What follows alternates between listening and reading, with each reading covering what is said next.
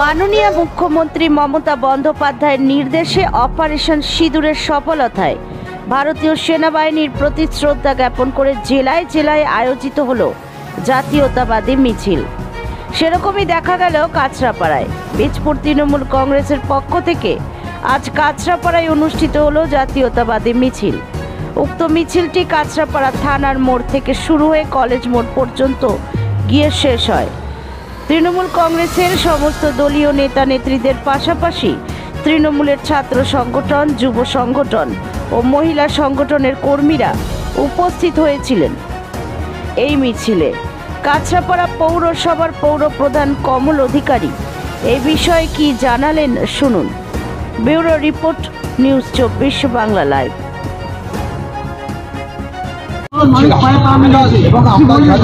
দেশের যখন ব্যাপার আসবে তখন কিন্তু সকলে পায়ে পায়ে মেলাবে, এটাই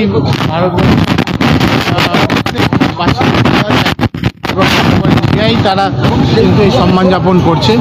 তো আমাদের অ্যাজ এ ইন্ডিয়ান এটা আমাদের কর্তব্যের মধ্যে পড়ে যে যারা দেশের জন্য রক্ষা করছে তাদেরকে সম্মান যাপন করা। দাদা, আর তার মধ্যে দেখা গেল কিন্তু বিজেপির একটা এমপি তিনি কিন্তু কর্নেল সুপ্রিয়া থেকে কিছু বলছে পাকিস্তানের জঙ্গি।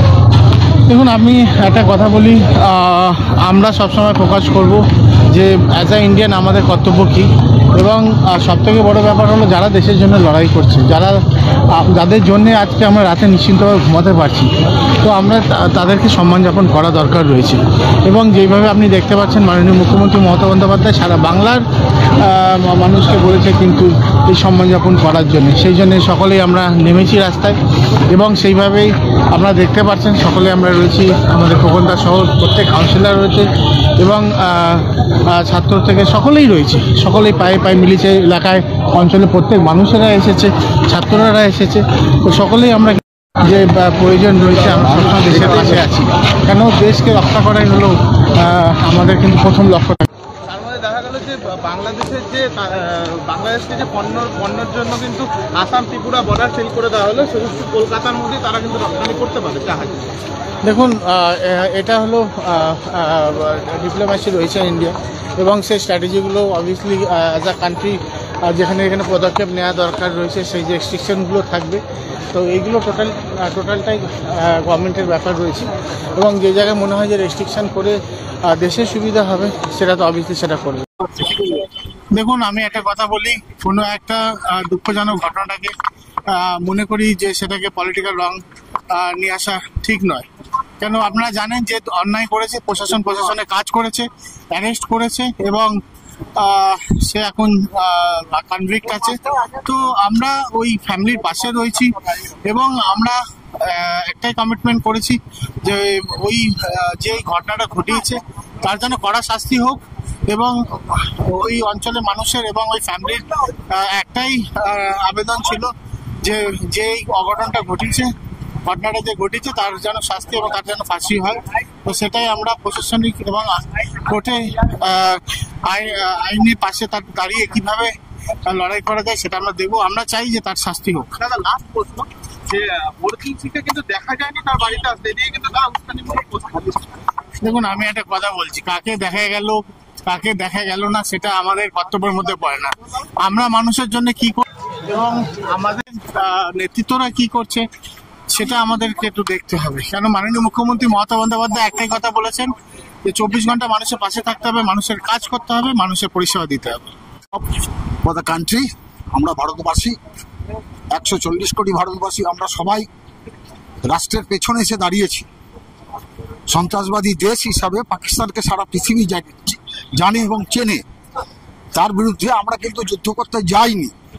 কিন্তু যেভাবে পাকিস্তানিরা কাশ্মীরে নিরীহ মানুষদের হত্যা করছে, আজকে না বহু বছর ধরে করছে, তার একটা জবাব দেওয়া দরকার ছিল। আমাদের ভারতবর্ষের সুশিক্ষিত সেনাবাহিনী যতক্ষণ পর্যন্ত না প্রধানমন্ত্রী এবং রাষ্ট্রপ্রধানদের কাছ থেকে সংকেত পেয়েছে ততক্ষণ পর্যন্ত সংযত আচরণ করেছে। কিন্তু সহ্যেরও তো একটা সীমা আছে, সেই সীমাটা পাকিস্তান পার করে ফেলেছিল। আর ভারতবর্ষ পরমাণু শক্তি রাষ্ট্র, আমরা জানি পাকিস্তানের কাছেও পরমাণু অস্ত্র আছে। আমরা চাইলে পাকিস্তানকে দুদিনে ধ্বংস করতে পারি, তার একটা নমুনা দিয়েছি। আমাদের প্রশ্ন থাকছে এই জায়গাটায় যে ভারতবর্ষ কাশ্মীর নিয়ে একটা বিতর্কিত বিষয় আছে, পিওকে নিয়ে, পাক অধিকৃত কাশ্মীর নিয়ে। সেখানে 1962 সালে সিমলা চুক্তি হয়েছিল, সেই মতন এটা বাইল্যাটারাল ব্যাপার, দুটো দেশ বসে সমাধান সূত্র খুঁজবে। আমেরিকার প্রেসিডেন্ট ডোনাল্ড ট্রাম্প কি করে এর মধ্যে ঢুকে পড়লেন, এবং আমরা জানার আগে আধ ঘন্টা আগে তিনি যুদ্ধবিরতি ডিক্লেয়ার করছেন। ভারতবাসী এটা জানতে চায় যে কোন শর্তে আমরা যুদ্ধবিরতি ঘোষণা করলাম, এর পেছনে কি অঙ্ক কাজ করছে। এটা ভারতবাসী হিসাবে আমাদের জানার অধিকার আছে। এবারে কাকে জিজ্ঞেস করবো আমরা? যিনি ভারতবর্ষের প্রধানমন্ত্রী, যিনি দেশকে নেতৃত্ব দেন, প্রশ্ন তো তার কাছে থাকবে।